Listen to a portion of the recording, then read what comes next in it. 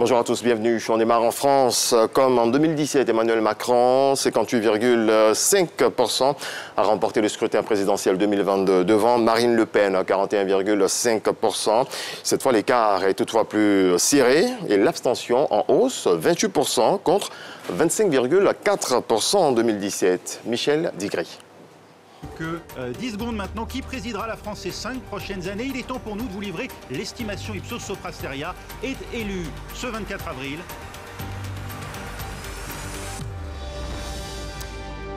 C'est le 4e président français de la 5e République à être réélu.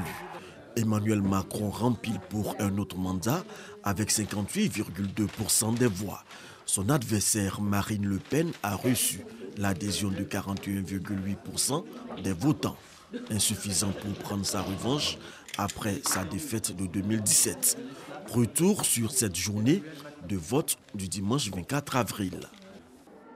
Il est 8 heures lorsque les bureaux de vote ouvrent avec une affluence timide. Ça me met extrêmement en colère. Voilà, je suis en train de me demander si ce ne serait pas envisageable de rendre le vote obligatoire pour que la démocratie soit effective et que chacun prenne ses responsabilités, même quand on n'est pas forcément très emballé par l'un des candidats.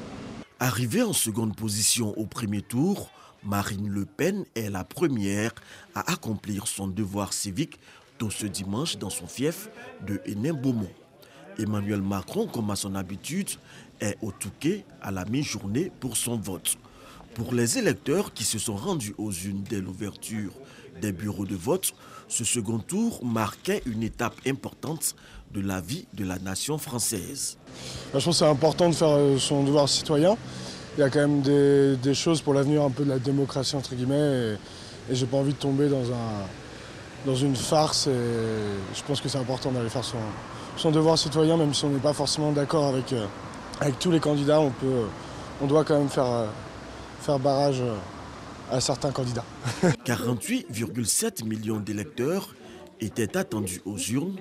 Le taux d'abstention se situe autour de 28,2%, l'un des plus élevés depuis 1969.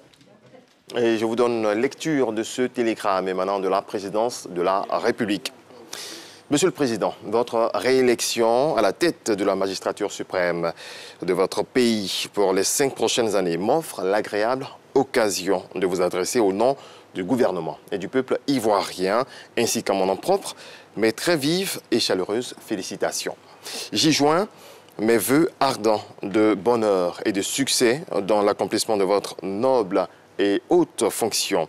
Cette belle victoire est l'expression de la confiance renouvelée du peuple français en votre politique et de sa foi en votre capacité à trouver des solutions durables aux crises contemporaines.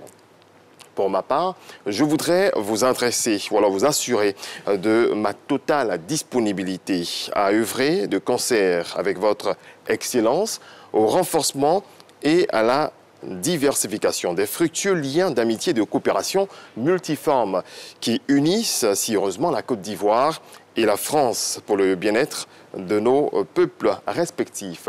Très haute considération, signé Alassane Ouattara, président de la République de Côte d'Ivoire. Autre chose à présent, le 6e colloque scientifique sur le paludisme s'est tenu les 20 et 21 avril dernier à l'Institut national de la santé publique, c'est à Adjamé, en marge donc de la célébration ce 25 avril de la journée mondiale de lutte contre le paludisme. La rencontre était axée sur l'impact de Covid-19 sur la lutte contre le paludisme. Michel Mambo nous en parle. Des experts réunis comme tous les 2 ans en prélude à la journée mondiale de lutte contre le paludisme. Au cœur des échanges, les avancées scientifiques sur la maladie. Après 5 ans d'édition qui nous a permis d'identifier les stratégies à haut impact, dont la mise en œuvre a permis de réduire de 50% le nombre de décès liés au paludisme de 2017 à 2020, nous organisons cette édition dans un contexte de crise sanitaire liée à la Covid-19. L'impact de la Covid-19 sur la lutte contre le paludisme également à l'ordre du jour. Aujourd'hui, nous allons nous réunir là pour 2 jours.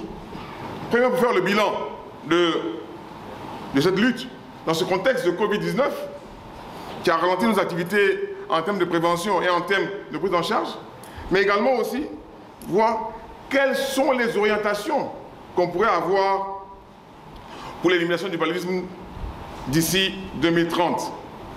Beaucoup de perturbations enregistrées, en effet, avec l'avènement de la Covid-19, perturbations des interventions à cause notamment de la baisse de la fréquentation hospitalière. Un plan de contingence avait alors été mis sur pied pour normaliser la situation. Malgré une augmentation des cas de paludisme grave dans la période de Covid-19, la mortalité a continué à régresser.